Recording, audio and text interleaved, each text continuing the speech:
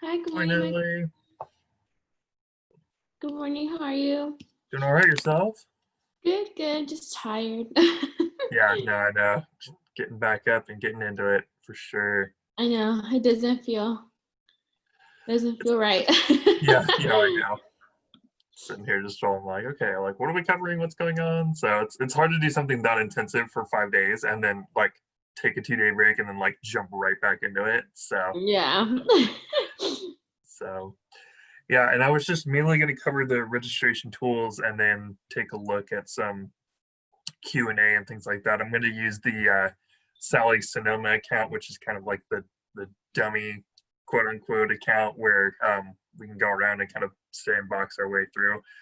The one thing I won't be able to show them is just once they do their shopping cart of getting to the last step, but we can cover that during registration. I know you all are going to go over the registration tools and part of your session as well. So it'll be good for them to hear that multiple times, even with the freshman or the first year student orientation, the non-EOP Part 1, like we spend tons of time with it and then we still get the same questions at the end. Well, how do you do this? So it's just like the more times they hear it, the better. It's The always better, good. yeah. Yeah.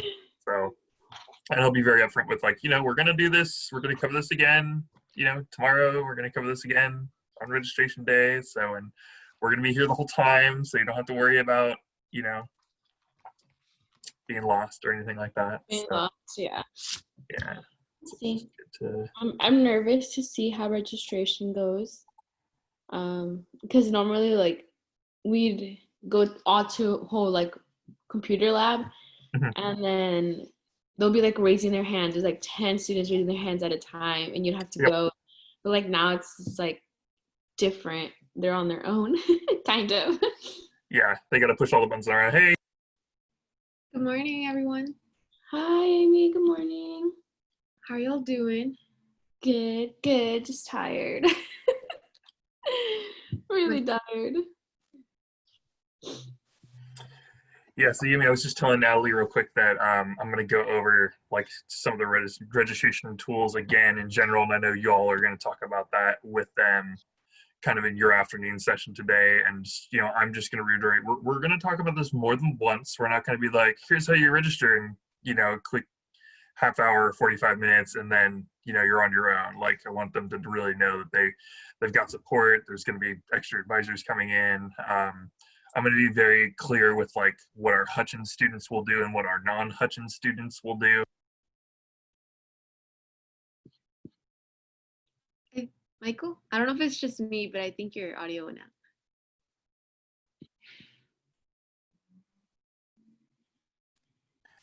Cool. Thanks. I was just saying it might be a little bit easier on us because we have like 9 of our students going to Hutchins and they'll be taken care of with their Hutchins advisor. And, I've talked with a lot of them already and they're kind of like, I'm just letting them know you're basically going to register for Libs 101 and then you're going to register for like maybe one other class and that's it. So they know that they don't have a hard road ahead of them. Our students, it's going to be a little bit difficult because we're going to have a lot of AP kind of tests and scores to work with. So there's going to be a student be like, well, I took the AP test in history. So I'm going to talk about like, if you took an AP test, whether you think it or you passed it or not, I want you to consider that class off limits for yourself. Just because I want you in something that you need credit for versus something that you might need credit for, because it's easier to get things situated now, as we all 3 of us know, having been there, than to try to change it when we get to the beginning of the semester. So cool.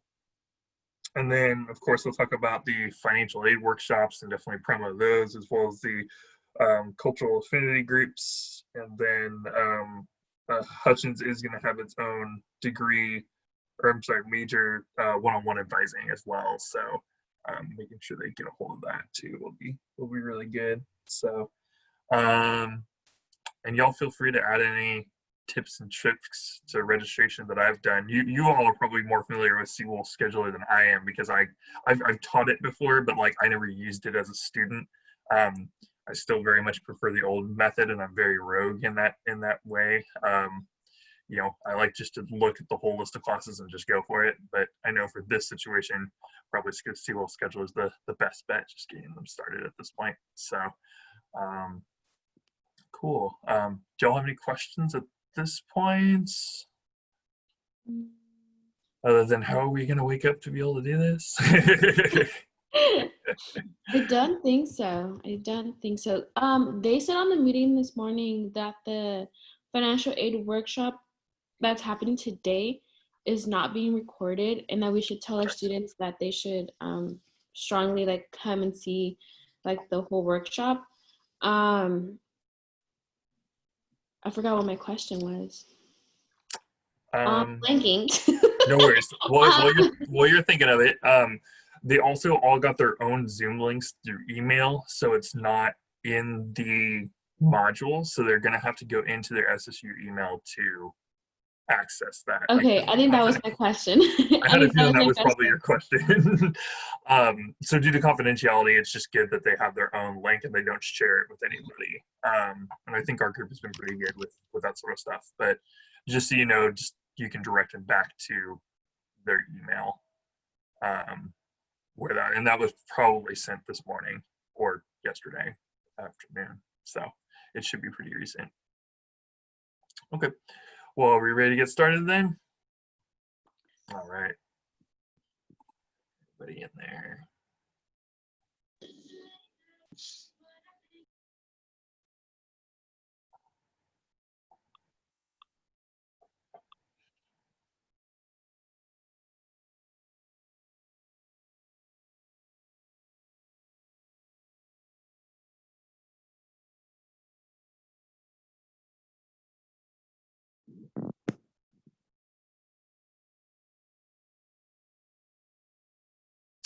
Hey, good morning, everybody.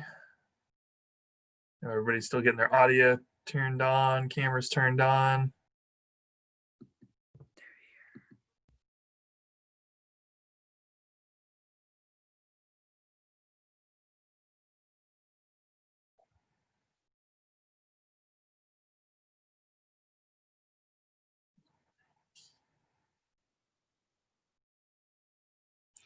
Good morning, kid.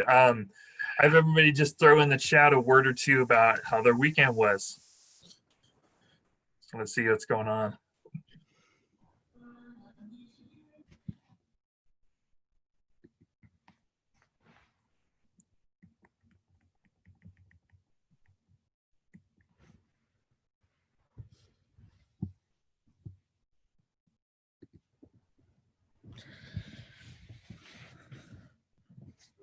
Right.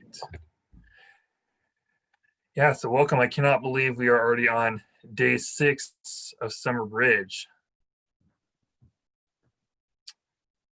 So today we'll be going over just some registration information, kind of the how-tos of registering. And I want to let you all know that you're not going to hear this information once. It's not a one and done type of situation. You're going to get this multiple times, and if there is anything I want you to ask questions on, like over and over again until you get it, this is the thing.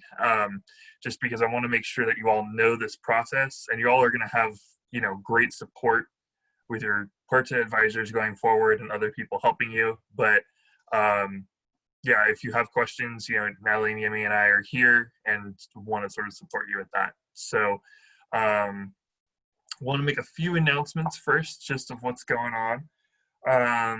Big thing is financial aid workshops. So there's some financial aid workshops coming up, and you all should have gotten an email Zoom link for those. And what those are going to be, those are individual links for you. This session can't be recorded, unfortunately, because of confidentiality. So it'll just be that link for that time, which I believe is later today at, let me double check the time real quick.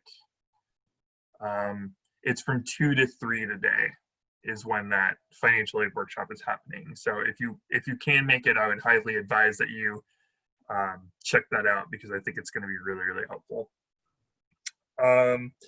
The next part I wanted to mention is our cultural affinity groups. So today is the Queer Student Alliance and the Queer Faculty and Staff meeting. So if that's something that you feel like you want to be a part of, please go ahead and check out that meeting.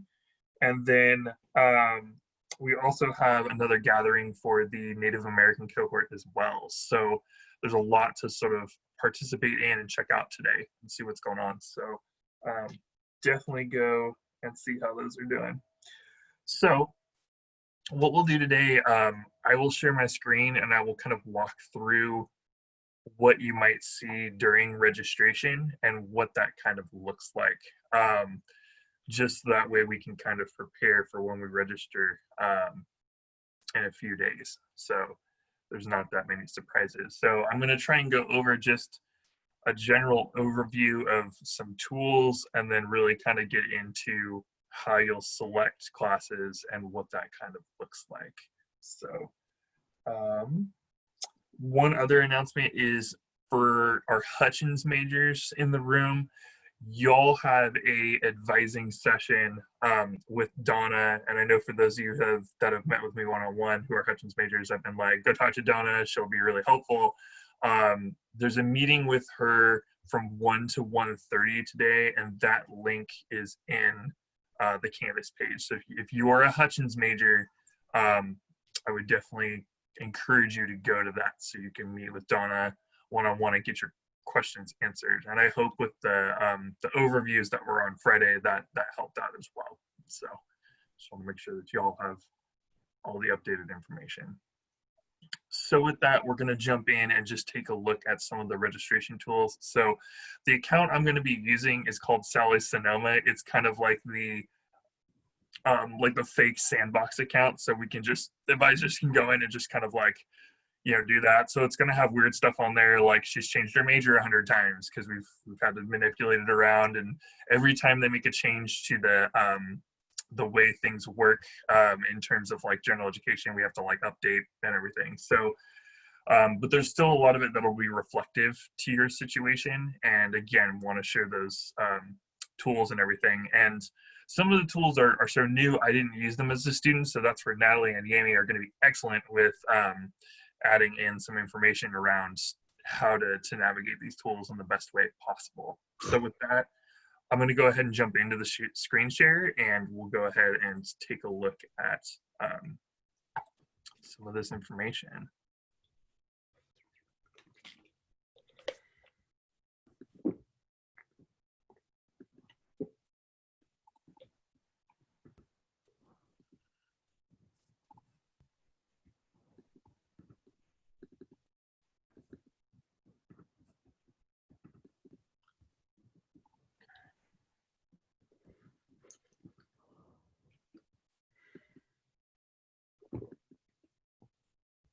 All right. So the first step is to always go to your online services. And if you click here, you'll put in your password and you'll get to what I like to call the tiles. This is an area that you've all seen, you've all used it to log into Canvas, and you'll be going to My SSU for this. So you'll click in here. I have a bunch of different options because I'm an advisor and I was a student here. You're going to click on Student Center so you could go straight into looking at your main page and everything like that. So I'm going to click on Advisees and I'm going to do Sally Sonoma so I can bring that up.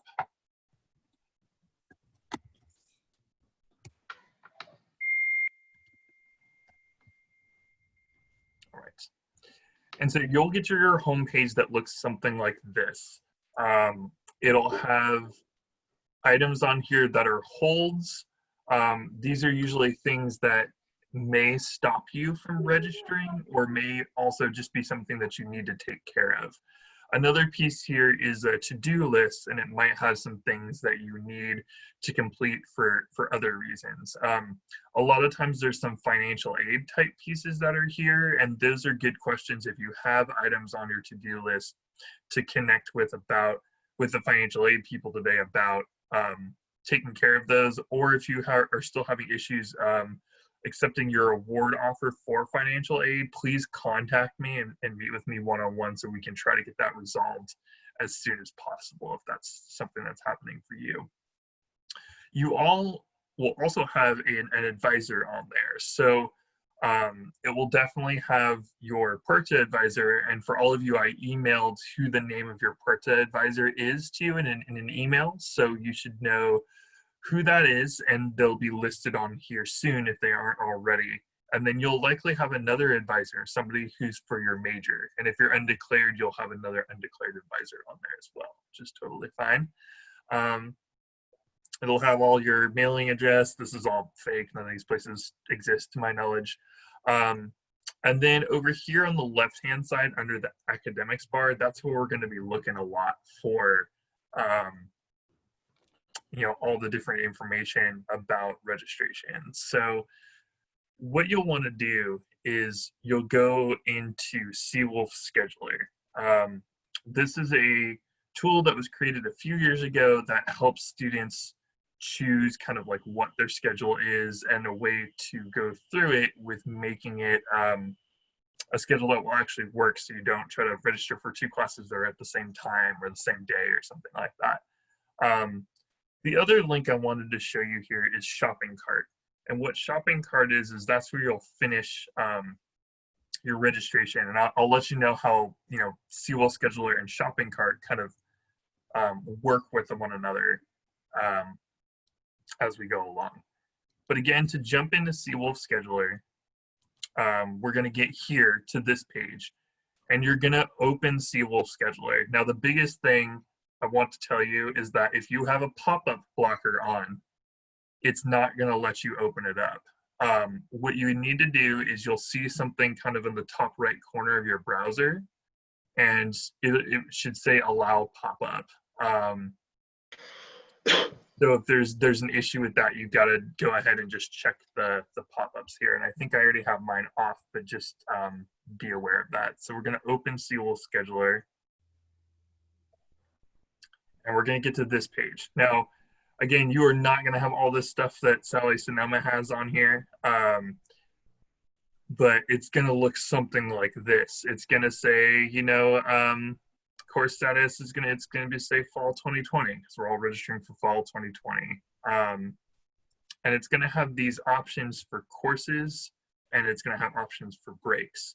So the other thing too is that you will have an area down in this area that will say courses that you're already enrolled in. So all of you were what's called pre-enrolled in courses, and that means that they took a look at how you did and what classes that they're thinking about taking and what majors you might be, and they put you in classes based on that, classes that they know typically first semester, first year students need.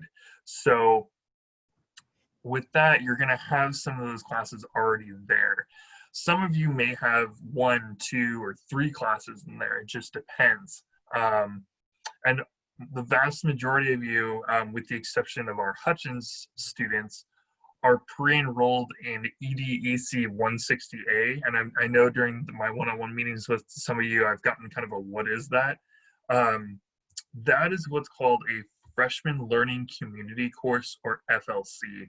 And it's a course that's geared for first-year students who are just kind of getting into college, and it's a year-long class, so you'll take it your first semester and then your second semester, and it counts for a couple of different areas of general education. So it is definitely worth being in, and it's also PERTA specific. So all of the PERTA students are enrolled in one of the sections of this class. So it's highly likely you'll see people in our group here in that class as well. So it'll be good to have more continued interaction and things like that. So you might see some courses that you're already scheduled into, which again will look a little bit different than this. So what you can do is you can add courses and you can have them in here, and these will go into what's called your shopping cart. So I'm going to delete all these just so that way we can kind of start from the beginning. You can kind of see that from a free standpoint. So then you can go into add course, and you can select the course based on the subject of the course, like history, English, or you can select it by the general education category, and I can go over those in a little bit of what all the general education categories are. So for instance, a common course that students might take is like beginning level biology for non-biology majors. So what I can do is I can search biology and then go into select course, and it'll list all the biology courses. So for instance, if you're a biology major, you probably will take biology 130, but if you're not, you can either take biology 115, which does not have a lab attached to it, or you can take biology 110 that does have a lab attached to it. So if you click on that, it will give you a cool, short description of what it is. And it even says not applicable to the biology major. Whereas we go to, biology 115, and it says that it doesn't have a lab and it's still not applicable to the biology major. So let's say we want the one with the lab, bio 110. We click that, and if we click add course, it will jump to this box on the right. So you automatically have that course selected as a possible choice for you. And then let's put in another typical first semester course is English, like 100A. So let's scroll down, we'll get to English. And again, you can drop down with the select course, and let's say we want to do 100A. So we put that in there. Another way to search is by the course attributes. So I'll go over kind of the specifics of the general education pattern in a bit, but you can search by all these categories and it will bring up every single class that fulfills these categories. So let's say we wanted to take an arts, cinema, dance, music, theater class. So we can click on C1, and then you can go by subject if you want to do art history or music, or you can just go strictly by the class and we'll have each of these headings. So again, we're first year students, so we want to stick to under 300. So let's go ahead and just do art history 210. So we look at this course description, it will tell us who it applies to, what general education area or GE area it covers, and then we can add it here. So once we've added some of these courses into our list, we just go back to the CWL scheduler, and now they're all right here on this side.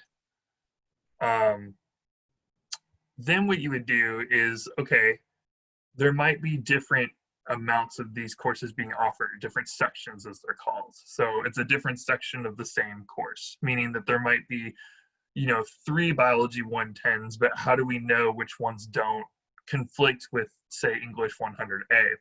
Well, that's what this generate schedules button is, and it's going to give you a list, and sometimes the list will be very high, of 40 schedules for this particular piece, because there's so many different sections to choose from, because like I said, a lot of first year students take these classes.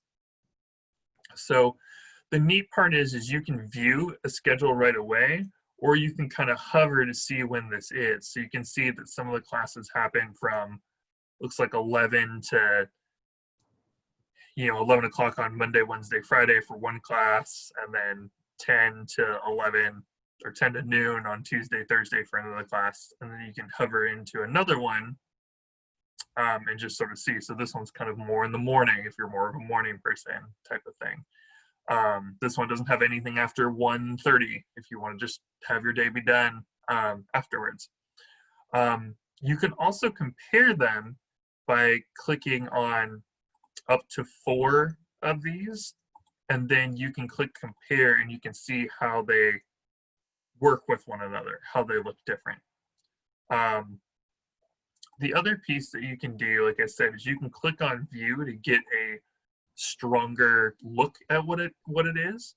So you can see, how many seats are open, what the wait list is, how many units each class is worth, and altogether we're looking somewhere at around 15 or 16 for you all. I would caution you not to go any higher than that because of your first semester, and I would also try to stay as close to 15, just so that way you're making progress towards the degree. They want you to definitely try and take 15 each semester as much as possible, and there will be semesters where the numbers will kind of be odd and you'll have like 14 or something like that, but there also may be another semester that you take 16. So great. So like as of right now, we're at 11 units. And you can scroll through the 40 different schedules by taking a look at this arrow and just looking to see each one. If you find one that you like, what you can do is you can favorite it with the heart right here. So that will save their schedule, and you can even give it a name like, you know, this is the best schedule. And then you have that one saved. And you can look at all your saved ones. If we go back real quick, you can also use this side to add breaks. So if you know there's something like a sport that you might play, or a particular club or organization that you know meets at a very specific time, you can add that in there.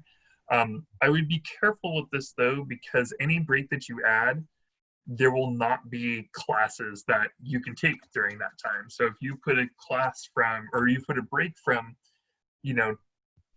12 to 2 on Mondays, it's not going to pull up any classes that occur from 12 to 2 on that day. So, let's say we've got practice and it's like in the evening on Tuesdays and Thursdays. So you can add that break in there and put that there.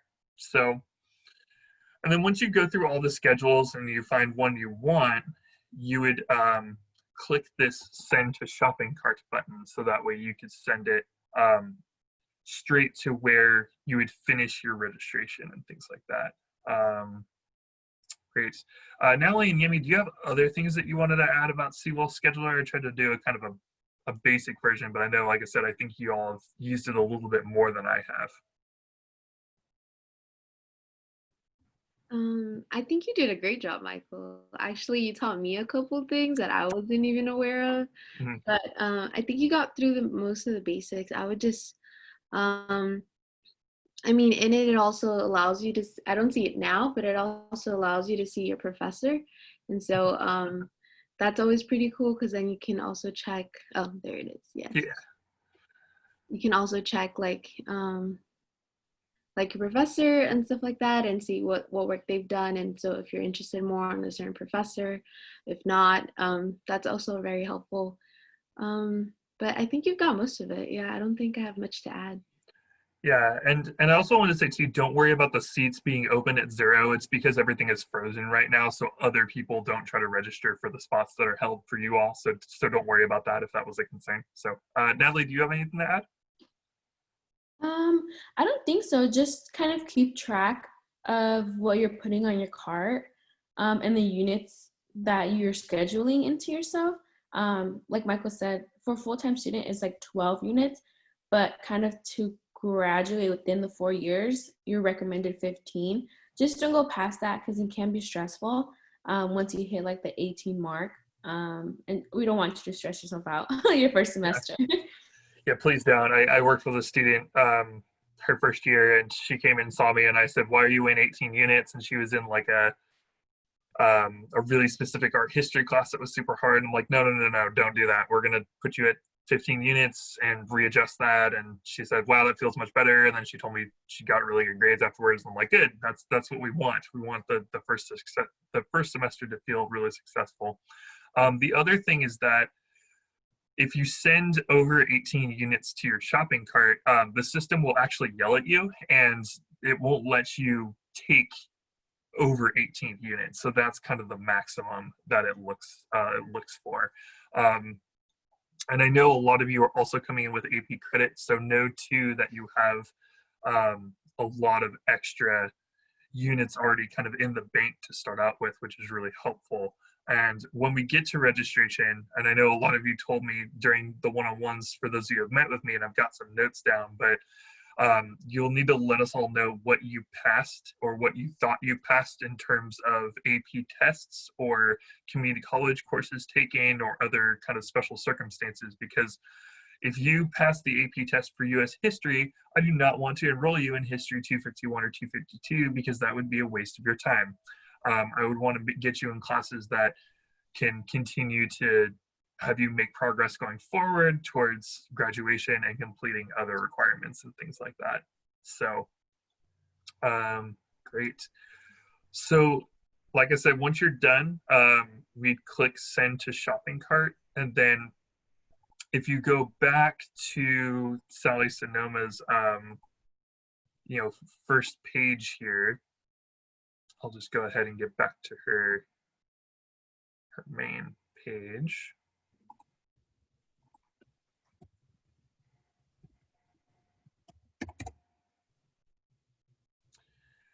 If you click on shopping cart, it will take you in to the page where you will actually register. And of course, I can't get in because there's no enrollment at this time.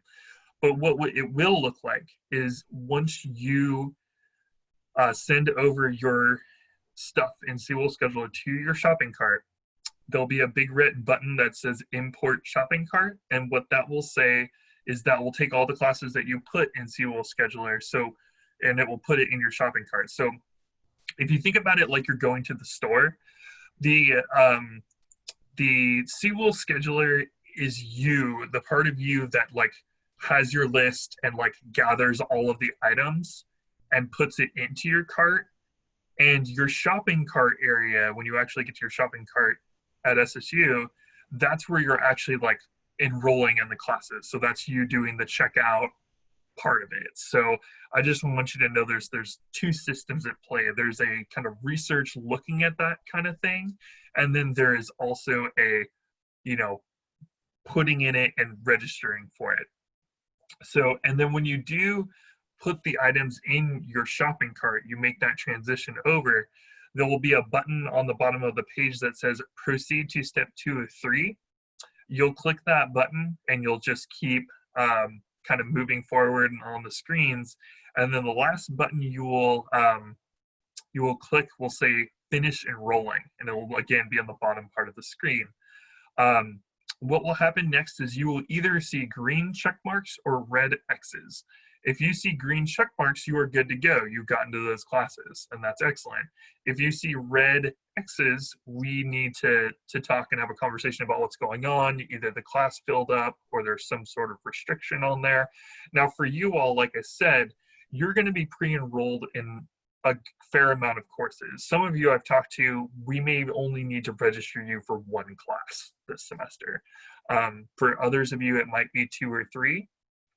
But there's going to be a great deal of options out there for you. So I'm not too concerned about people, not being able to get classes, because Summer Bridge is kind of set up so that way y'all can get what you need. And it's cool this year because this is the first year that Summer Bridge students are registering first. You are literally the first students that are registering out of the entire new student population. So that's really, really good because you'll have most access to classes, which I think is how they should have done it for a long time. So I'm hoping with everything going on that this continues. But what I want to do now is walk you through what's called the Academic Requirements Report, or your ARR. And I'll use Sally's as an example.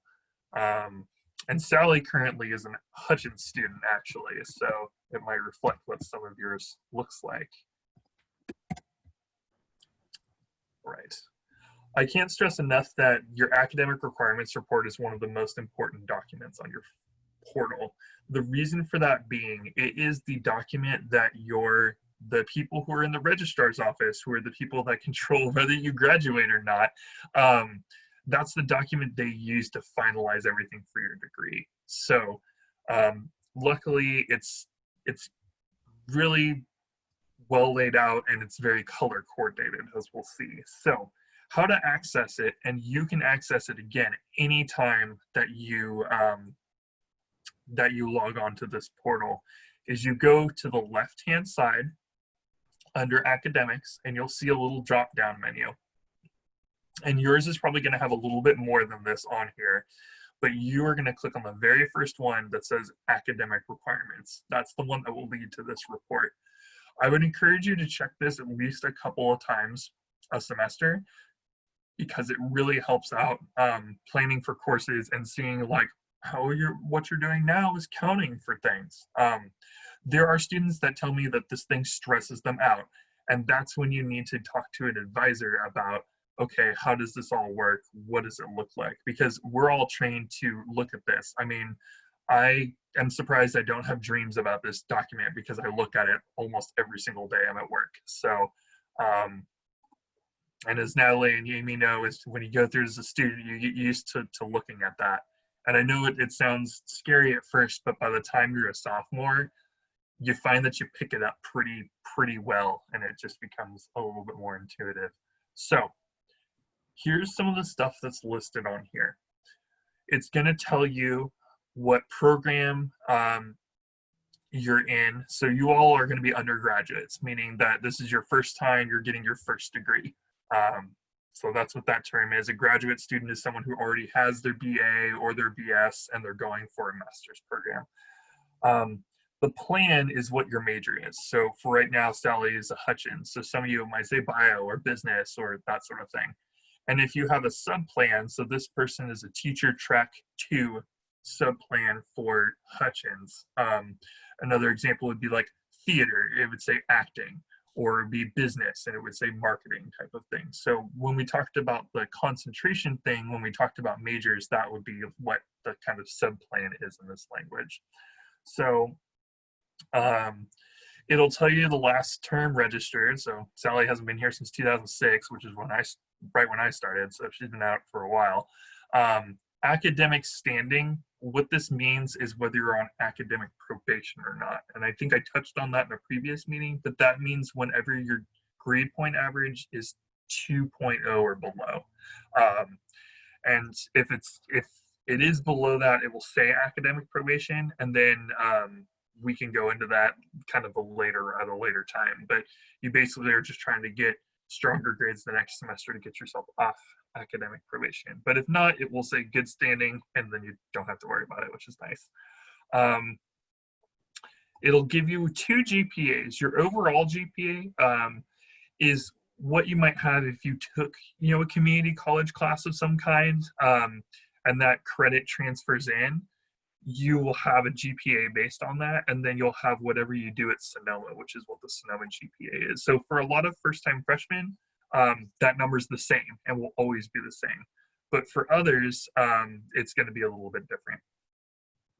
All right. Information about how to read this. Basically, what I do with all my students I advise, I tell them this.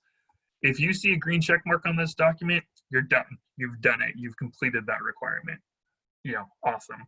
If you see a yellow diamond, that means you're working on it this semester, or that you're registered for it for a future semester. So all of my students, including Yami and Natalie, they have yellow diamonds on the classes that they are looking to take in fall 2020 for the classes they've registered for. So those would all show up as yellow diamonds on their accounts. And then red just means that it's not met yet. And don't be discouraged when you log on to your personal ARR and you see that everything is red. It's okay. You all haven't started yet. It's cool. Many of you, when you have whatever credit that you took either during high school or community college, that is going to come in as a green arrow, and that is transfer credit. So it's just basically credit that comes from a different source that's not SSU direct. So that will appear, and that will appear next to the area that it completes. So great. So now I want you all to think of the pie discussion that we had a few days ago, and about how things are divided into your major, general education, and then university electives, because we're going to kind of look at that pie chart in a different form. So here's the 120 units that we talked about, that you need to get to 120 units to graduate. There's going to be information here about units. So it shows that Sally has taken 45 units. She's completed 45 units, and she has 75 units left. The way it works in terms of like grade, I mean, we think of it more as like first year, second year type students, but basically if you are between 0 and 30 units, you are considered a freshman or first year student at Sonoma State. If you are between 30 and 60, you're a sophomore. 60 to 90, you're a junior, and 90 to 120, you're a senior. Now, if you're coming in with AP credit, and let's say you pass, you know, AP Spanish, AP English, and AP Biology, and you're coming in with, you know, 24 units of credit, congrats, you're probably going to be a sophomore after your first semester, as far as Sonoma State is looking at you, because they determine their status by units, not how long you've been here.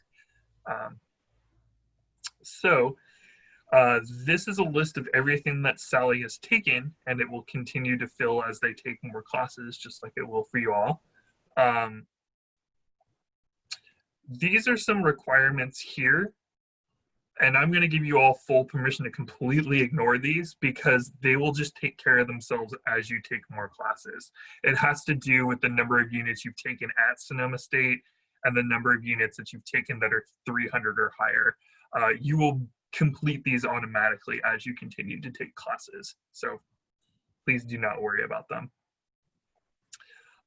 We're now getting into the part of the pie that has to do with lower division general education requirements. So this is that part where you'll take, you know, 1 semester of history, 1 semester of biology, 1 semester of, you know, art type of thing. Unless you took an AP test that completed one of these areas. So they're all kind of labeled with different names, and we'll kind of just go through and take a look at it in terms of area.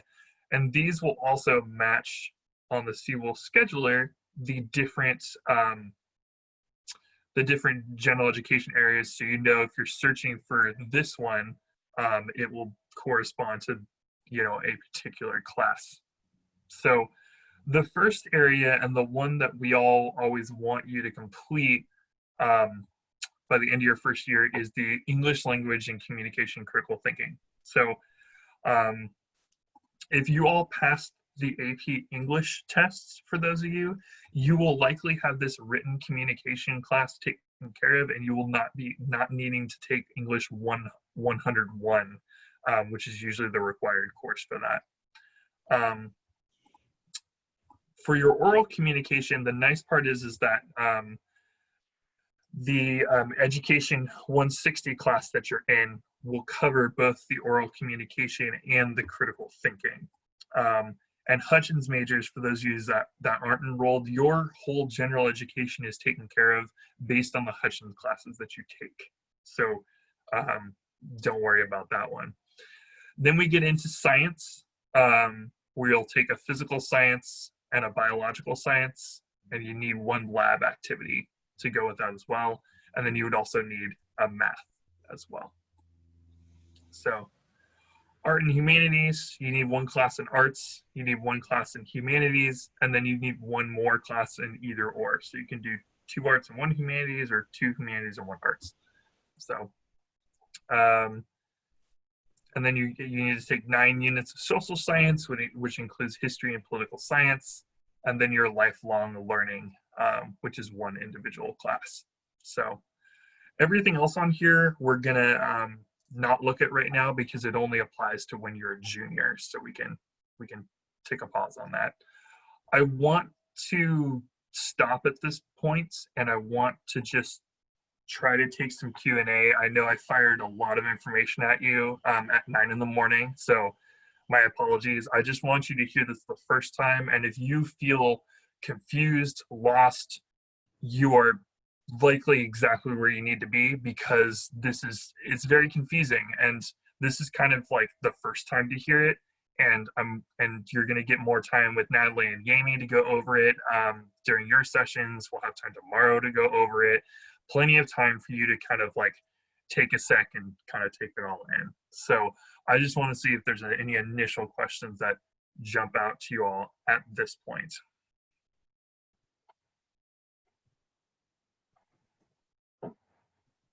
I have a question. Sure, go ahead, Alexia. So how do we know if you get our AP test scores? Right. So right now I am doing the AP test scores just verbally with you all when you tell me, and I'm going to assume you're all awesome and you're all going to pass everything at this point. So, and then if that doesn't happen for whatever reason, we can take a look and shift some pieces, because I know a lot of times the AP scores don't come in until like July 15th, which is after we're already done registering. So I'm going off of what, you know, if you took something junior year, you already have the scores, great. We know for sure that you don't need to take the classes that you took for that AP test. And then for senior year, we'll just kind of, like I said, take a look at it. What you all would need to do is if you put Sonoma State down for when you did the AP test as a place that you want to send your scores, once they come out, the College Board should be sending the AP scores directly to SSU, and then the records office has to sift through all the AP scores they get and add them to your account. Where those will appear, let me go back into the screen share real quick, is under, it actually appears under transfer credit report. So if you go up and click return, go back to your main page, one of the drop downs on here is going to say transfer credit report. And Sally's got all sorts of stuff. She looks like she went to San Diego City College in 2008, that sort of thing. But for right here, it'll say test credit advanced placement. So it looks like she has 16 units of advanced placement. And then right here where it says test credit, it will tell you the type of test. So it looks like she passed the Spanish language and culture with a 4. And you can see she got credit for all these classes. So if y'all took the Spanish AP test and passed it, congrats, you're gonna come in with a boatload of credit, which is really neat. So, and it will tell you exactly what class it covers. And the second that it's on here, it gets updated on your academic requirements report. It's a very living document. So the second you change something, it will affect the ARR. So it always gets updated continuously. So when your AP credit drops on here, that's where it will be, and that's how you can tell that it's been uploaded. Did that answer your question, Alexia? Yeah, I did. Thank you. Awesome. Other questions?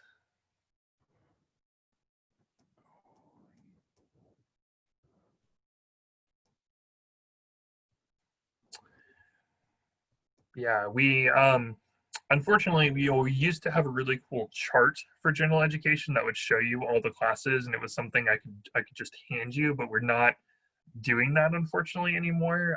So we're going to be doing some searching in terms of like looking for classes. That being said, we're going to have extra help, and we're going to have plenty of time beforehand.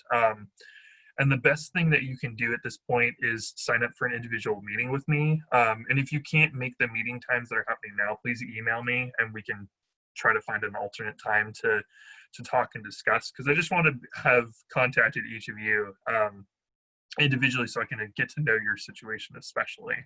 And I can say that those in Hutchins, you know, because your classes are very structured, you're likely just going to register for the Libs 101 course, and that might be it. A lot of you are already put into a math, I believe, so that might be your schedule. And Donna Garbisi, who is the advisor for Hutchins, is going to be helping you through that, and she knows that program backwards and forwards. So you're in good hands there. And then for everybody else, you all will be with us, and we'll take it through step by step of how to get on there and everything. So Natalie and Yimi, anything else that you all wanted to add about your experience through registration, and can you take yourselves back a couple of years about how you might be feeling right now Bridge doing the first time around versus now with all your excellent experience? Yeah, I feel like for registration, it was always something that like it's exciting to like create a whole new schedule for like the upcoming semesters, but it was also stressful because of like the limited of classes and all of that. So I just wanted to let y'all know to like, you know, definitely be creating your schedule is definitely like super exciting, but also like for the upcoming years, because right now like I feel like everybody has a set schedule or is going to add like one or two other classes, but for your upcoming semesters and years, one thing I would always like advise people to do is have like backup plans, but have backup schedules, because just of how limited the classes are, you won't always get your ideal schedule or your ideal class because they might be taken all up. And so that's just something for like maybe for upcoming semesters to keep in mind, just because y'all do have like a set schedule already. And also I also was I had prioritized, so like know what classes you need to take and prioritize those and set your schedule around them, because your GEs and all of that, those you'll have options and stuff like that, but stuff for your majors and all of that, like do keep those in mind, that you know those core classes that you need, so to prioritize those. Um, and Michael, I had a question. Yeah, go For for it. for the GE pattern, is that something they're just not going to do anymore? Or are they just updating it? Because I know they always update them. They always update it. So what Yami's talking about is the general education pattern.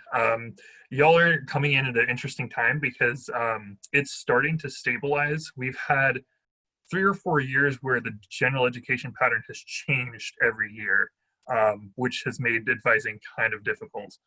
So basically the way it works is that the office that's the head of all the CSUs can make these changes, and then we have to implement them.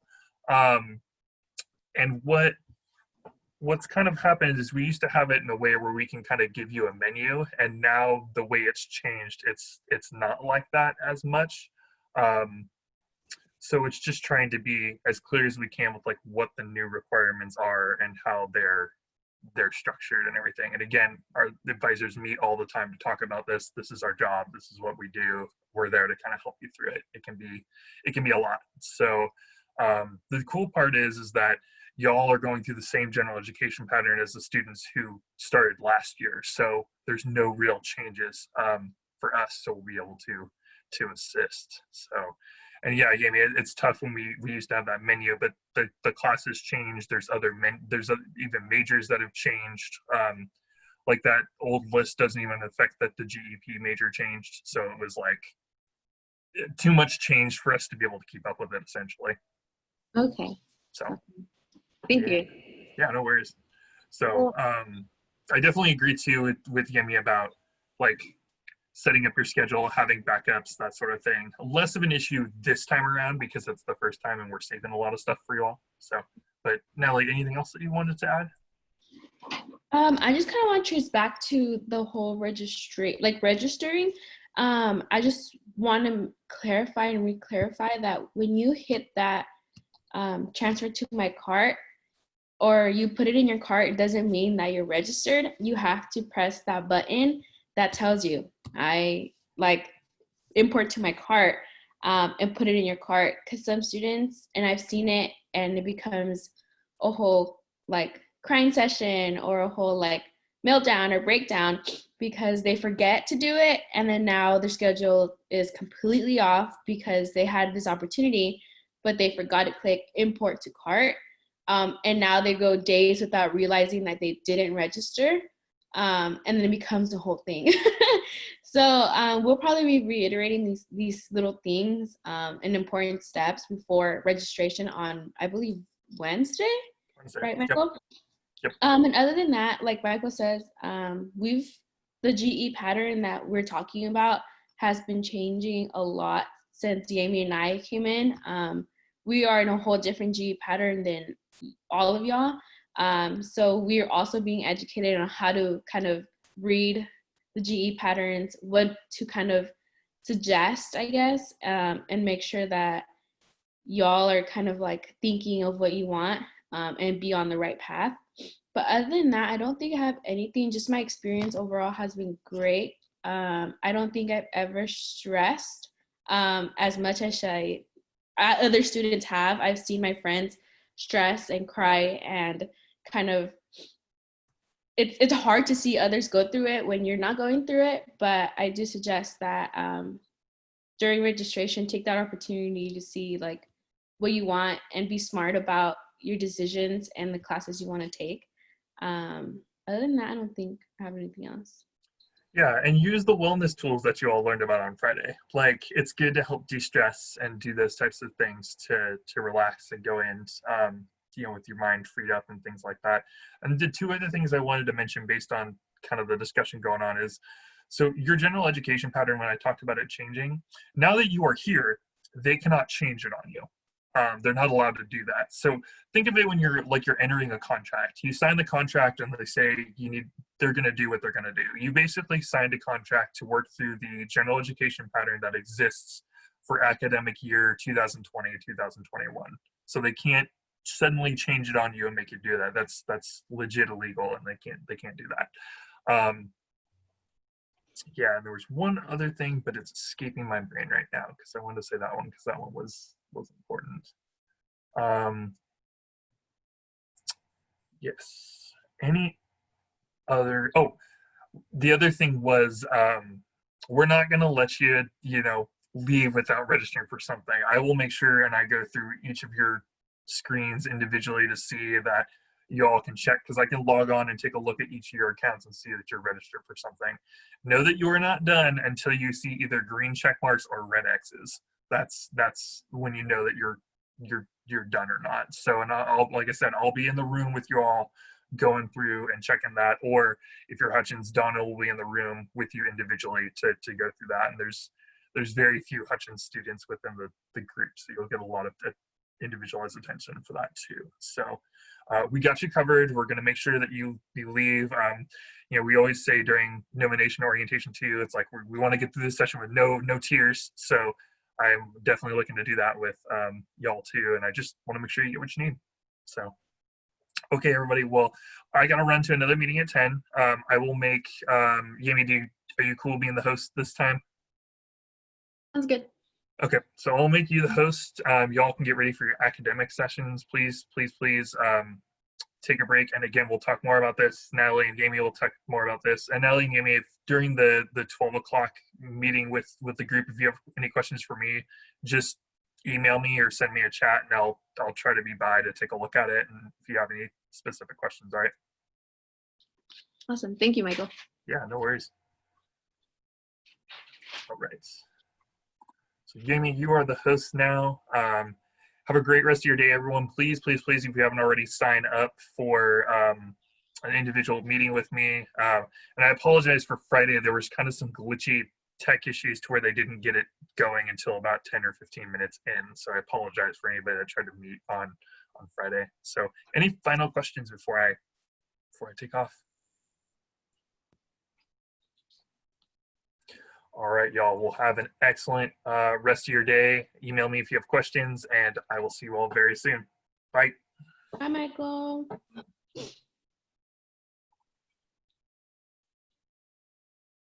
All right, everyone. I think y'all can go ahead and take a break, stretch, get some water, a snack until 10 for our other academic portion.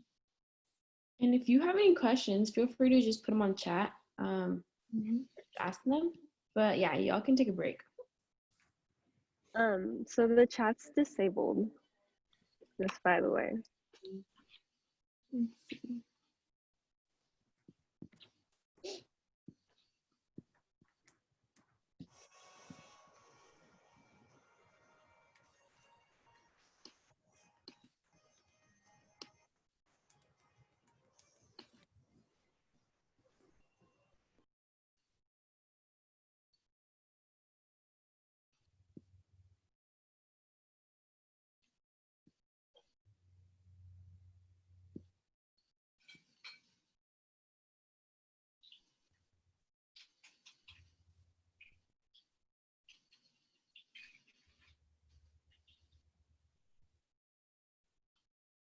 Nat, do you know how to allow them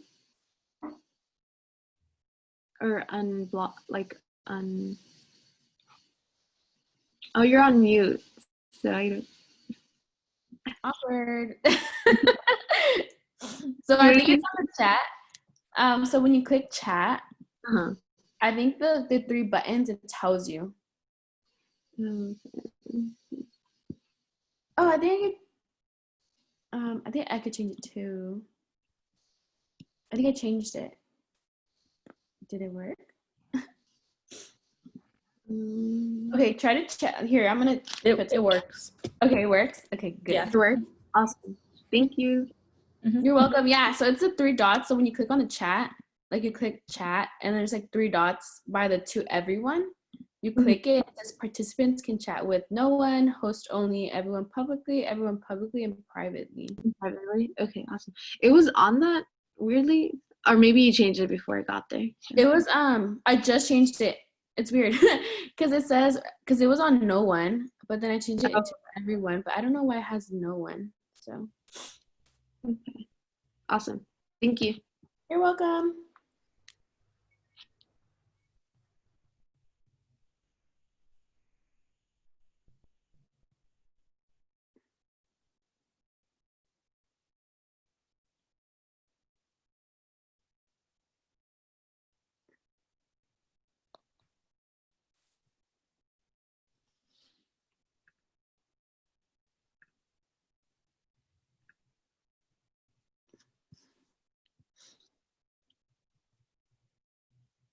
Hi, Natalie. I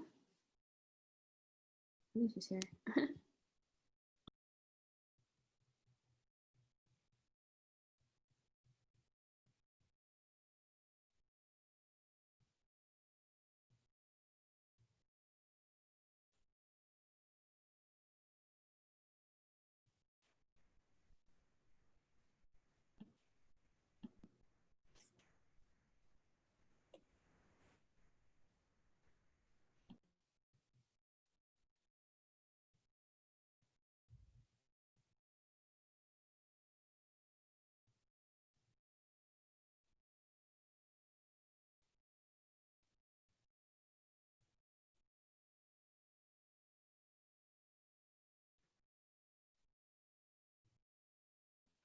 Hi, Natalie.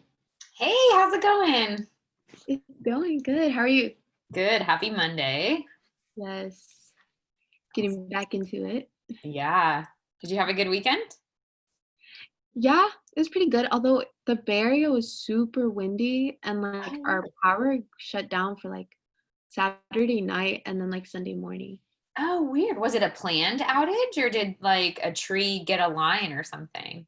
I'm not sure honestly what caused it. It for me it seemed like it was just like my block and the blocks around. So Oh, weird. yeah, it's just like the winds are super crazy, so I wasn't surprised. Yeah.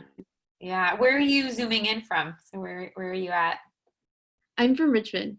Oh, okay. Yeah, so Mhm. closer down there for sure. Yeah, I didn't Yeah. notice it being, I live up on in Roanoke Park and I didn't notice it being too windy up here, but very different in the Bay Area. Yeah.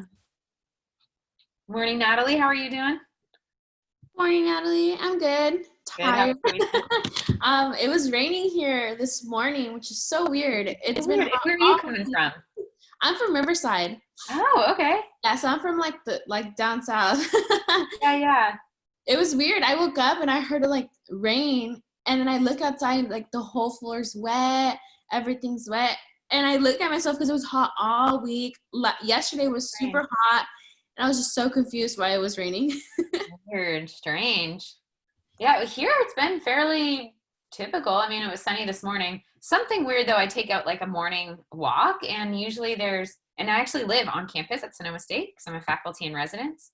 Really? And I usually like take a walk around the ponds. And usually there's like all of these geese, but there was no geese this morning. I was like, something feels weird. So I don't know. I don't think it's like time for them to be moving, but I think they just made their way to a different pond. But still, it was interesting. But let's see. So are you all just getting off of the advising call, or is this our first session for the day? Yeah, we just got off with Michael, so you're Okay. second guest today. Great. Okay. Yeah, it looks like we have a lot of people here already. So awesome. All right. All right. Well, welcome everyone. Looks like about 10 o'clock. I have 10 o'clock on my watch. Ooh, and 10:02. My clock and my phone are different. But welcome, welcome. So if you feel comfortable, please feel free to share your lovely faces with us this morning. That way we just know who all is in the room and can see reactions and see you all. Oh, look at that. Yay. Woo. Now it feels like you all are here. Even though you were here before, but now it brings your lovely faces. All right, well, welcome back, everyone, to week 2 of Summer Bridge, day 6. I've been seeing a lot of great work coming in on the quantitative reasoning assignment, so thank you all for your hard work.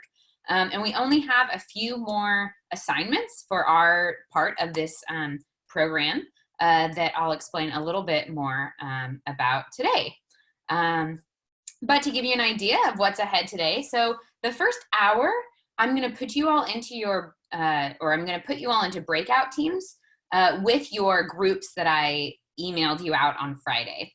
And that way you all, during that time, will be able to work on your slides showcasing your research question.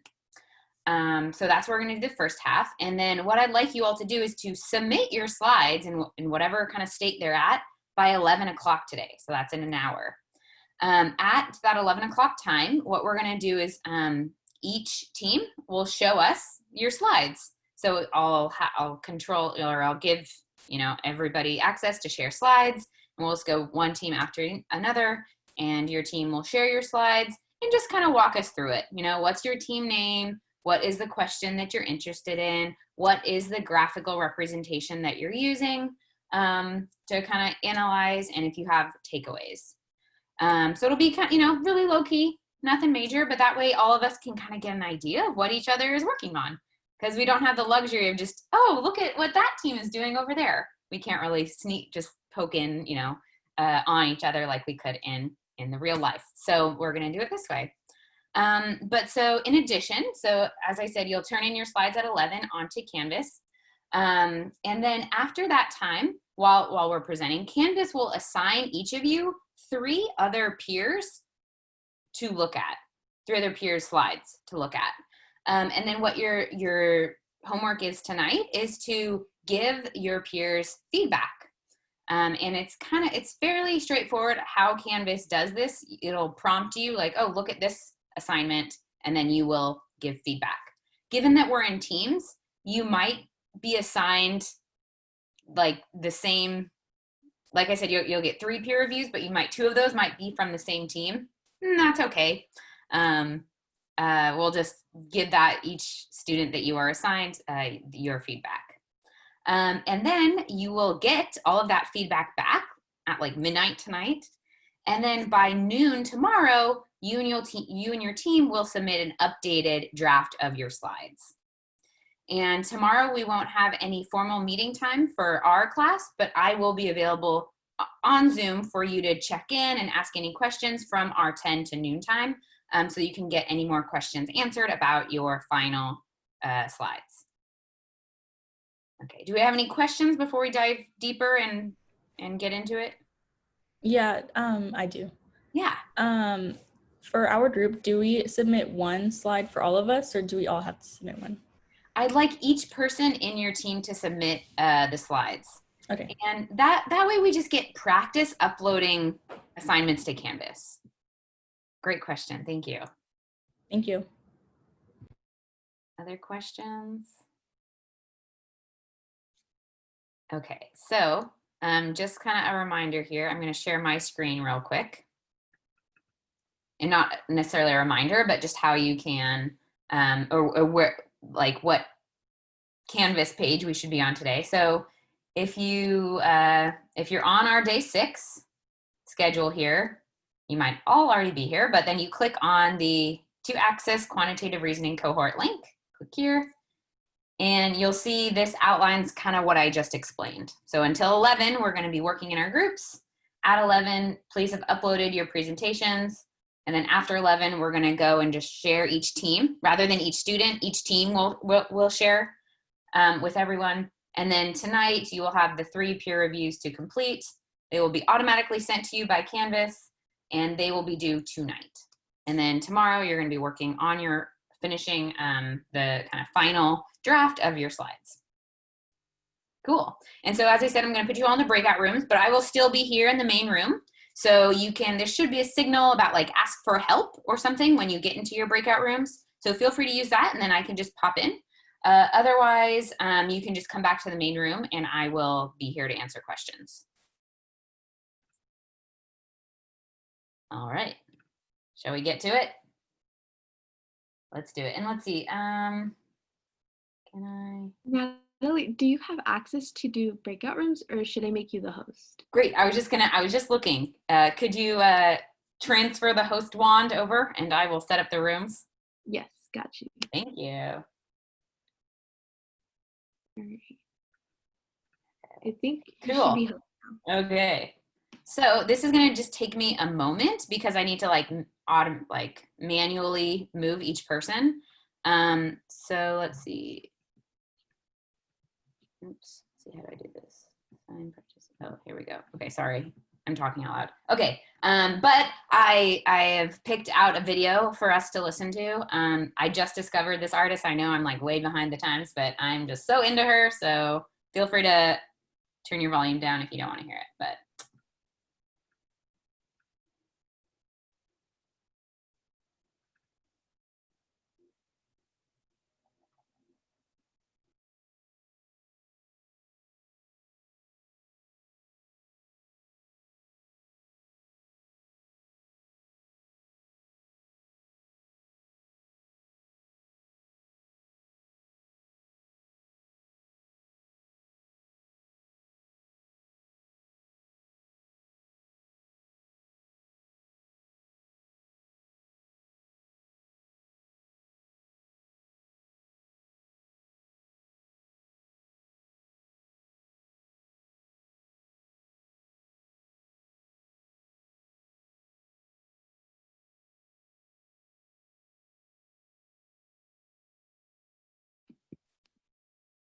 Hey, Natalie.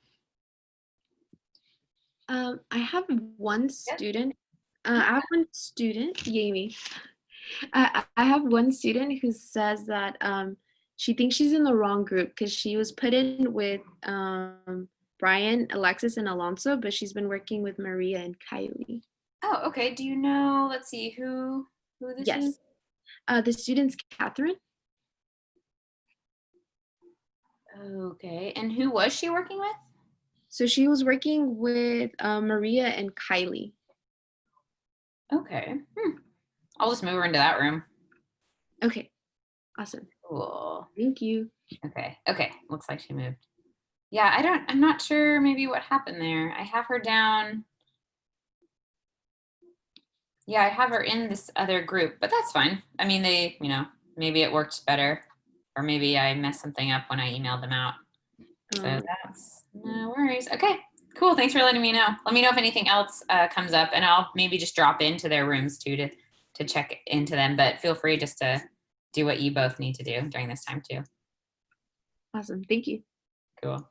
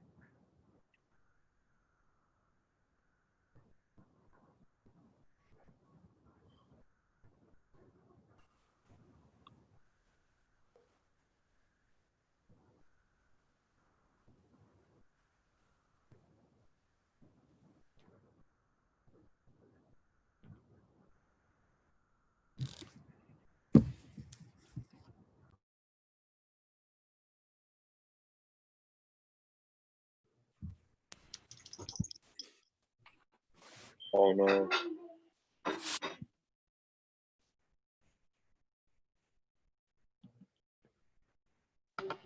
All right, all right. Well, welcome back, teams. How did that go? How are we feeling? Can I get a thumb rating for those of you who I can see? Nice, nice. Okay, it looks like it's coming along. So my hope is that you were able to upload your PowerPoint slides by now. So please be doing that if you haven't already. But what we're going to do with the remaining time, or however long it takes, we might end our academic section today a little early. We're just going to have each team share their screen with us and tell us about your project. Tell us your name, your team name, the question that you were interested in studying, the variables on your slides, and then describe for us the graphics that you came up with. Cool. So what I'll do is I'll just, we'll go maybe in order of teams here. So on my list, I have Blue Lizards, Invincibles, the Quartiles, the Rational Ones, and then a team that I didn't get the name of for. So that'll be the order. So please be expecting that in the lineup. Yeah, any questions before we get started? All right, so yeah, we'll have one team member share the screen and then everyone else can just kind of in the team jump in, however you worked it out. Okie doke. So first up are the Blue Lizards and then the Invincibles. So Blue Lizards, who's sharing the screen today?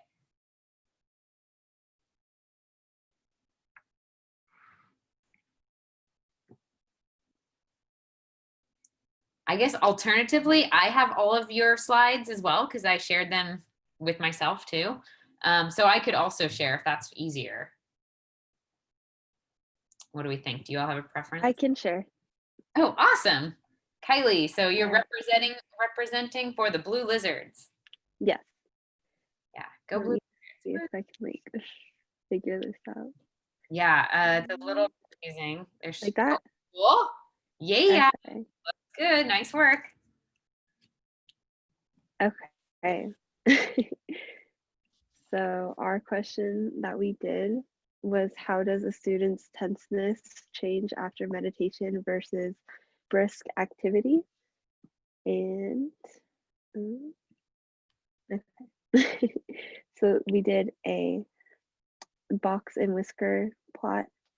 And so for our y-axis, we did the activity, which is either brisk activity or meditation. And then on our x-axis, it's tenseness level from 1 to 5. And then these are all of our summary statistics. Our sample size was 216. Our mean was 2.5. Our median was 2. And then for our summary and conclusion, students after meditation had an average level of 2 tenseness compared to the 3 level of tenseness students felt after 5 minutes of brisk activity. And therefore, it can be concluded that meditation helped to lower these students' tenseness levels, while brisk activity only seemed to heighten it. And that's all that we have. All right. Well, thank you, Kylie. Can you actually go back a slide for me? I was just looking at your data.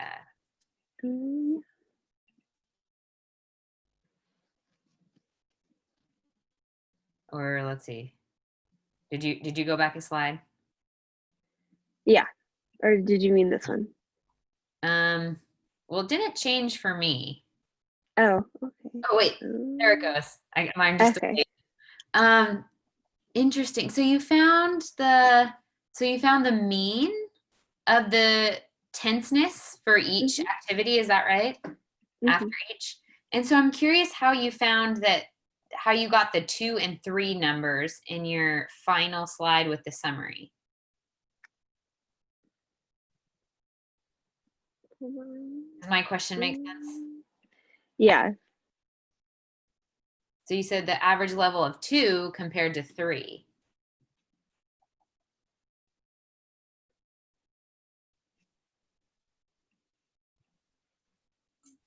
Yeah, it looks like we got the mean and median mixed up. We got the 2 and the 3 from the median. Cool. Oh, I see. So you were using the medians to compare. Yeah, Interesting. Okay. we kind of messed up there. Interesting. Well, something that's also interesting about the data is with your box plots. Can you show those again too?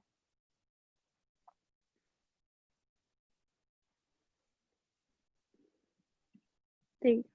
Interesting. So the box plots look very similar, right? So typically the box plot, we have the median like in the middle of the box, but in your situation, the let's see, can I annotate on here? Maybe anyway, in your situation, the median is equal to one of the quartiles. So that's why we're just seeing this one box without a dash in the middle. But for brisk activity, the median is actually on the right side of the box, but for meditation, it's on the left. So that's really interesting. The box plots look the same, really like the brisk activity, there's more people on the right side than the meditation on the left. Does that make sense how I'm describing that? So that's interesting. The picture's a little deceiving because how StatKey does that, but that's a really good observation that you're making, that the medians are different. So yeah, it looks great. Just change up, the median, or maybe use the real averages, or else use the medians. But otherwise, that looks great. Are there any questions for the blue lizards? Feel free to use the chat or just speak up.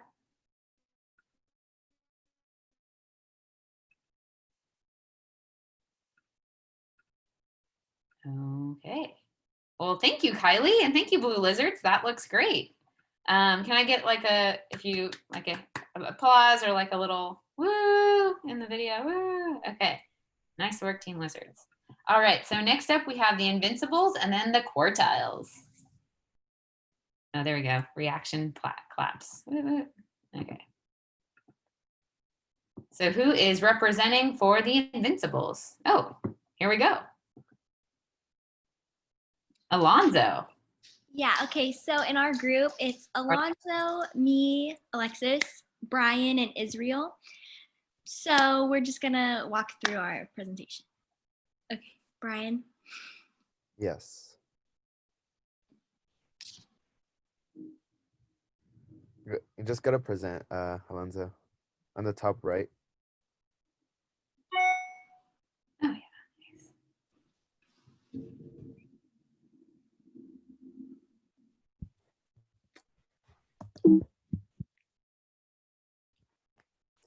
Okay, so pretty much we want to use the data in order to determine whether or not college credits taken by first generation, or the amount of college credits taken by a student is determined by being first generation or not. So in other words, if you're first generation, does that more or less lessen or increase the amount of credits you take? Then that, if that isn't first generation. So we use a box to box plot in order to determine this, by determining like where it falls under the spectrum, I guess, or like the graph. So yeah. And this is our description statistic table, and it shows the sample size, which is 198 for yes, and it shows the mean, which is 13.631, and the minimum is 2, and the Q1 is 12.00, and the Q3 is 15.00, and the maximum, which is like for the overall, was 60, and yeah.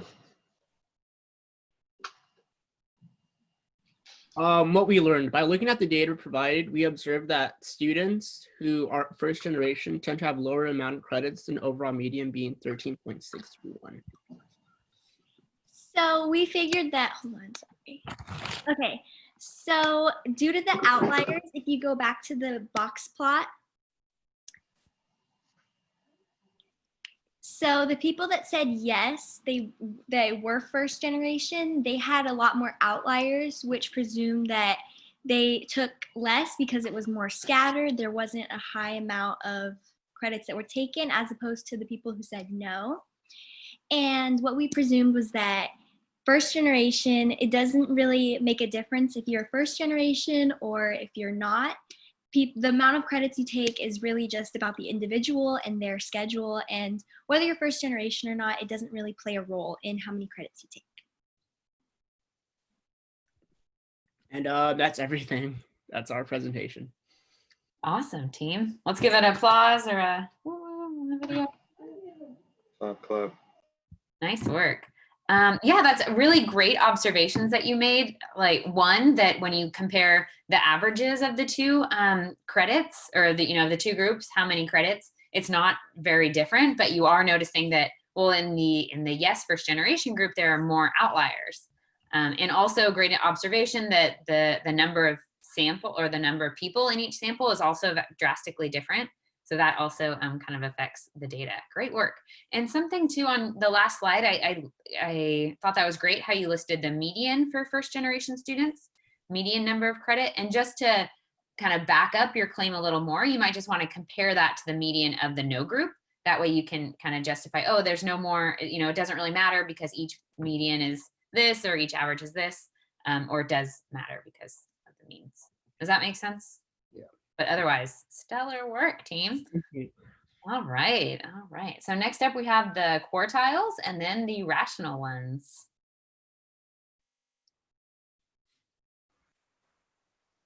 Awesome. Take it away.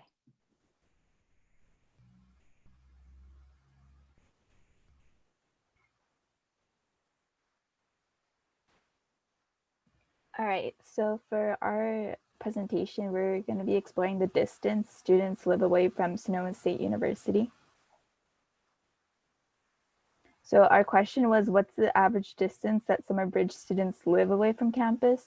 So in our box plot, you can see that most people typically live near campus, and the outliers normally start around at 300, and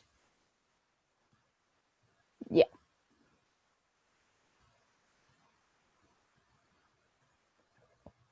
So these are statistics for the box plot, and basically our mean, which would be our average distance, is 119, and the minimum would representing the closest distance of 1.1 miles, and the median was about 49 miles, and our maximum being the farthest distance away was 653 miles.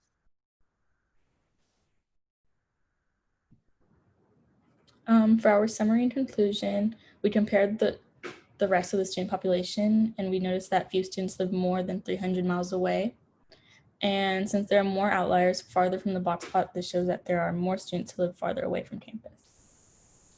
And then we were able to compare the there were two different questions that resembled the same theory. So we came up that when people answered that they live when they put down that they were closer in mile range, they also said that they weren't going to live on the campus.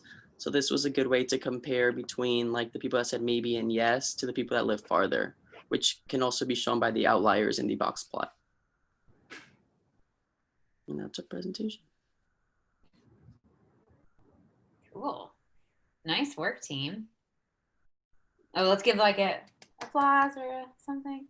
I want to make just a couple of cool, interesting observations. So I thought that was really interesting there at the end, how you were associating, or you found this association then between the number of miles people lived away from campus and then the likelihood that they would be choosing to live on campus. That sounded really interesting. It kind of makes sense. If you live 600 miles from campus, you probably can't commute. And then I also thought it was really interesting. Could you go back to the slides with your summary statistics? Yeah, awesome. What's really interesting is that if we compare the mean to the median, they're very different, right? And some of the data that we looked at, the mean and the median are meh, kind of about the same, but here we're seeing very different numbers. And so, if you get into more statistics, you'll see sort of why that is. But essentially what it's doing is, or why this is happening, is because of the people that live very far, they are kind of pulling that average up. Because if we just listed all of the numbers in order, then the middle number is very different than kind of the average of all of them. And so we're really seeing the effect that those high outliers play on our data because the mean is so much higher than the median. So that's a really interesting data set or data variable that you were focusing on. Cool. Awesome. Great work, team. Any questions for this group? I don't know if I asked for questions for the other group. Sorry if I forgot. Cool. So just a few comments in the chat box. Awesome work.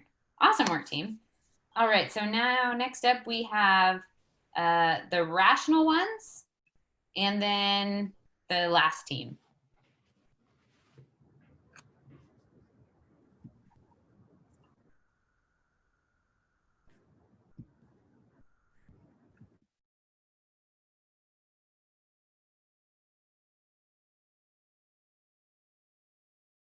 Quick question. Who's sharing the screens again? Is that a I question? can share my screen. I can share my screen. Okay. Okay.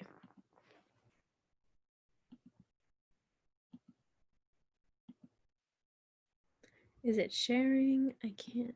Yeah, there should be a green icon. With Oh, an okay, arrow. I see. Is it sharing now? Cool. Yes. Okay. So here's this.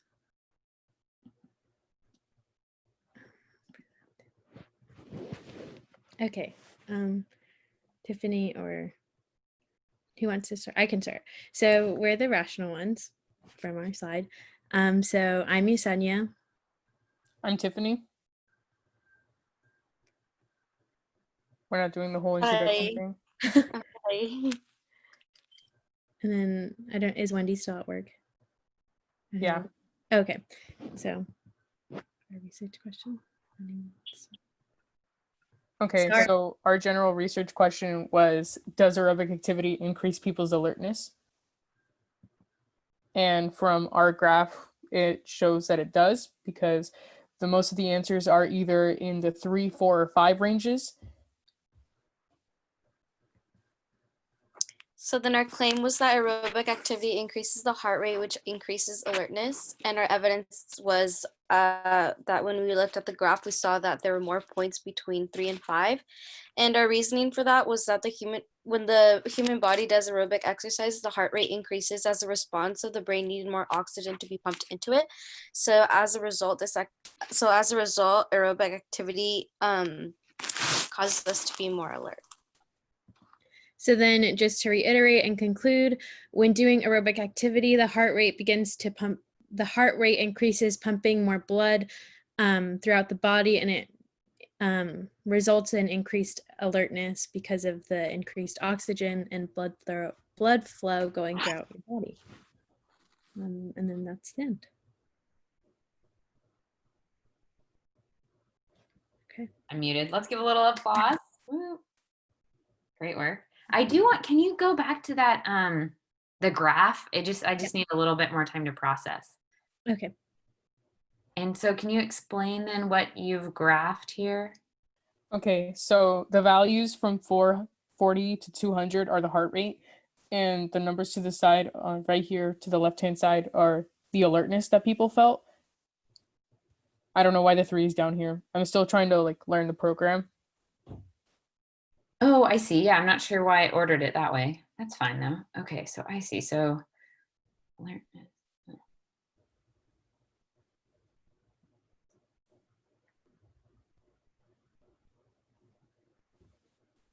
And so this is for walking, is that right? Yeah, more or less, or just any aerobic activity. Or right, the activity. Okay. So it looks because let's see, so I'm a little confused. So then your claim was that the aerobic activity increased heart rate? Increased alertness, yeah.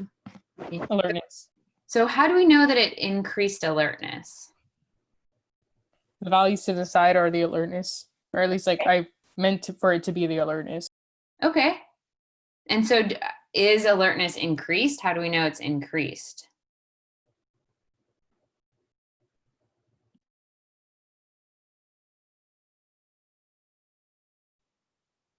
Most of the values here of where it goes higher are 3, 4, and 5. So I meant it to be portrayed as the people who took part of this activity answered 3, 4, or 5 when it came to their alertness. So that's what I was trying to display with the graph. Okay, interesting. Cool. So I think just something that you might want to change up a little bit is the type of graph you're using here, because you're displaying heart rate and also alertness. So that is conveying maybe a lot more than you needed to represent. So you could just use, say, like a box plot to represent the alertness, and then that would allow you to determine kind of what the average alertness is after aerobic. And so for that would just be one quantitative variable. You could select that. Alternatively, you could use the option for 2 quantitative variables, and then graph. What that would do for you would be to graph heart rate against alertness on like a scatter plot. And so then you could see, are people who have a higher heart rate, are they also more alert, and compare that. Does that make sense, maybe? Yeah. Yeah. So this is a very interesting graph, but I think so far, rather, what you're trying to claim, this graph might be too much is going on it. Does that make sense? Yeah. Thank you. Great work. I really like what you've done here. Awesome. Okay, other questions for this team? All right. Well, great work, the rational ones. Alrighty, so next up we have our final team, and I just got a little message from this team saying that they're not sure how to share. So I'm going to go ahead and open it up on my side. Let's see here.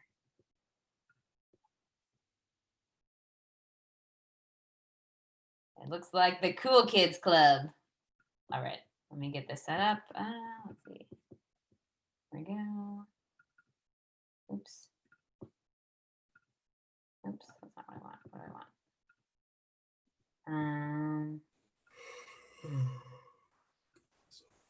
I want to open it up as a Google Sheet. Let's see. Here, folks, give me a moment. There we go. Okie doke. All right, take us away, Cool Kids. Okay. Well, that's our group name, the Cool Kids Club. Our question is there a difference in someone's friendliness before and after the exercise and meditation? And the people who are in our group is Skylar, Aiden, and me, Angela. Yeah. Next. So I don't know how to explain this, but in this graph, it has the 2 letters that are on the y-axis are the friendliness box plot and the meditation box plot. I don't know why it looks like this. When I made this graph box plot, I was still fiddling around with the program.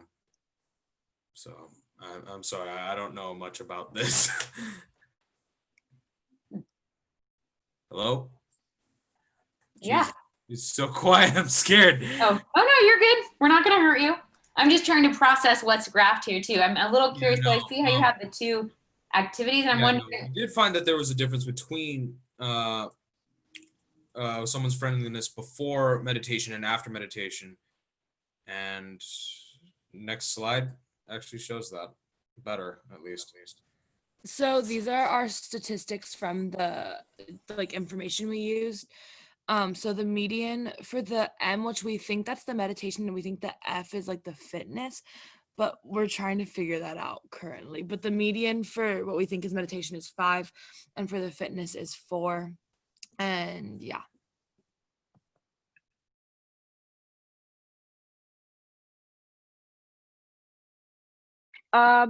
For what we summarized and concluded was that after meditation, students were more friendly than before they meditated. Sorry, like they were more friendly if they meditate. Yeah.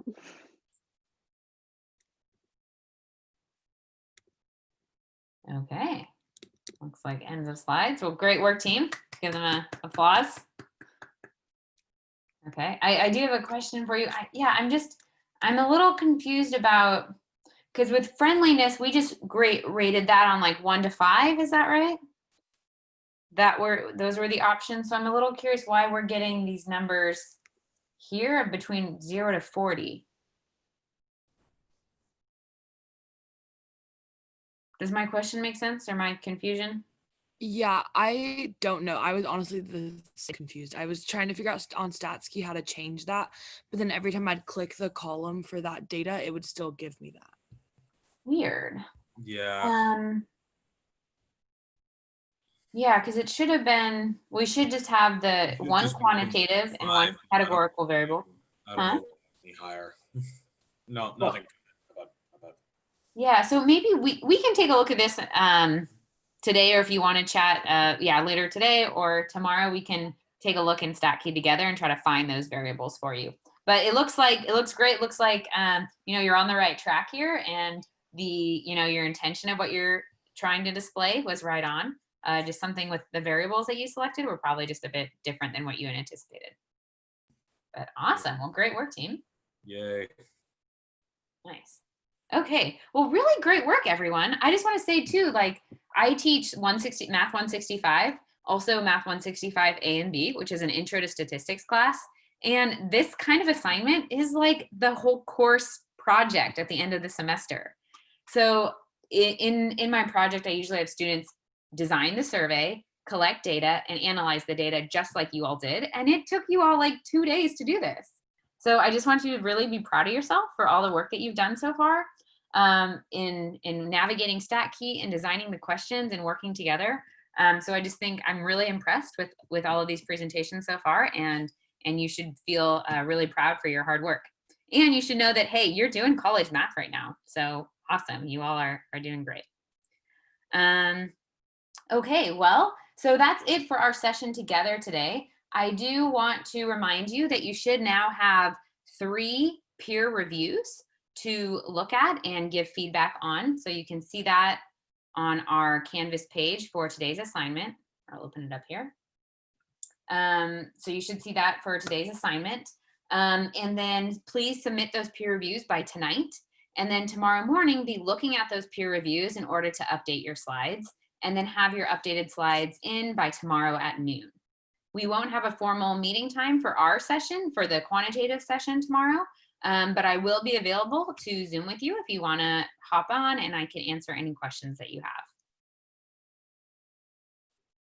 All right, all right. Well, are there any questions before we leave each other for this session? Okay, I'm seeing some head shakes. So just a reminder, today it looks like, it looks like you guys have Bridge Leader breakout sessions at noon. Is that right? Natalie? Okay, yes. Wow, do you guys get a break, a lunch break? How do you guys eat? I think they do it after, so I think after 1. At 1? Or during the meeting, yeah. Okay, well, make sure you eat today too. All right, well, that's all for me unless anybody has any questions. All right, well, so I'll leave and give Natalie the host, or Yami. To you, Natalie, whatever. Yeah, whichever works. Whichever, okay. Oops. I'm not choosing favorites. I'll just choose the first one. Let's see. Okay, Natalie's first, so I'll hand the host over to you, Natalie. Sweet, thank you, Natalie.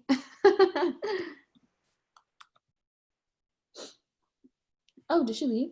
Yeah, I think she did. Oh. I was gonna. Yes. Okay. Hi, everybody. How's everybody feeling? Good. Those were great presentations. Well put together. Well put together. So she actually ended 30 minutes earlier, which is good. I think we just have a couple of updates. Yemi, do you want to go ahead, whatever you have, to let your students know, or everybody, and then we'll go from there, okay? For sure. All right, y'all. Well, for our summer bridge breakout, I just wanted to remind y'all that it won't be in this Zoom link. So we will be collabing with our cohort and another cohort that is Team Ruby and Team Reptar. And so we will be doing our activities with them. That way y'all can get to meet other students and really getting to socialize with them. And so that link should have been sent to y'all in your emails. Did everybody get the chance to read that or get that? Yeah, show by hands. Did y'all get that? I see some yes, some no's. Okay, so I will go ahead and get that link on this chat and share it with y'all here. But y'all should go ahead and check y'all's emails because, oh, at least my cohort, I sent it out to y'all, and I believe Natalie sent it to y'all, to her cohort, to her team as well. So check your emails for that link, but I'll get it right now and I'll send it in the chat. And so that will be our breakout for today, as well as, let's see. Do you want to go over reminders for later today, Nat? Or Yeah. So, where's my, here it is. So today we have financial aid workshop. So this workshop will actually not be recorded due to privacy reasons within our students, within our faculty. So our financial aid workshop today will be presented by one of our financial aid representatives. So today I really suggest y'all go to that meeting. They'll teach you about your financial aid award letter, what you received, what you should be accepting, kind of would you be paying out of pocket, would you not be paying out of pocket, your family contribution. Some say zero, some have a bigger amount, just kind of everything within financial aid. So that will be happening, I will be saying, from 2 to 3 p.m. today. Some have different Zoom links, but the majority of y'all should receive the same. I believe so. I believe me and Amy will be in either 2 sessions that they're putting on together. But like I said, this session will not be recorded, so you will not be able to find it on Canvas. This is a one-time chance opportunity to go into this workshop. If you have any problems, any conflict, email summerbridge@sonoma.edu and we can help you kind of figure out what you missed out and keep you updated on that too. So if y'all have anything other than that or questions, I have one more thing for my team, Wanda. Team Wanda, I'm gonna send out a link that I have put out since last week that I want you to complete. It's a Google form, just so I have everybody's information with the number, how to contact you within the next couple of months and the kind of last days of Summer Bridge. I have more than half of y'all signed and ready to go through this Google form, but I do need the rest, okay? Other than that, I don't think I have anything else. Oh, and we also have our, oh my gosh, I'm like blanking out. We have our Culture Affinity Group today, which is our Queer Faculty and Staff Association and our Career Student Alliance. It's student clubs for the LGBT plus community happening today from 1 to 2. The link is on our Canvas. You'll find it there. Anybody is welcome to come and see what the club is about, what they're presenting, just kind of mingle around with other people. Other than that, Yami, I don't think I have anything else. Yeah, I would just like to remind, because I know we do have a couple of Hutchins majors in here, so there is a one-on-one advising for Hutchins majors only from 1 to 1:30. So I highly encourage y'all to go and meet with some of the department staff, and they have way more information. They know everything Hutchins, so go and take advantage of that. For all you Hutchin majors. And today y'all heard a lot about like scheduling and everything like that. And so me and Nat have done a lot of GEs and we've taken a lot of classes and we know a lot of the professors. So do feel free to, reach out to us, ask us personal questions in our classes, or like if you're curious about what classes to take and what are the best, do reach out. We'll be more than happy to give y'all that information. So that's all I had. If you want, we can let them go early and y'all can take a break. A longer break and eat, because I know some of y'all don't eat. And like we want y'all to be active to make sure you're okay. If you need to eat when we're on Zoom, that's fine. We're not gonna tell you not to eat. We understand you're hungry. We're hungry. Amy and I are hungry. I know it. But like I said, feel free to like Amy says, feel free to contact us. We have been through a lot within the past 4 years with our GE requirements moving around, classes being added, taken away. It's just kind of a process. So we've been through it and we know our tips and tricks through registration. So if you have any questions, feel free to ask and don't be intimidated. And I think we'll let you all go. If we're done, go get something to eat, drink, relax, whatever you gotta do. And we'll see you all back at 12. And that in the link that we sent y'all. So Yeah, don't come to this one. Yeah, don't hop onto this one because you'll probably be alone. So we'll see you on another one. All right, bye y'all.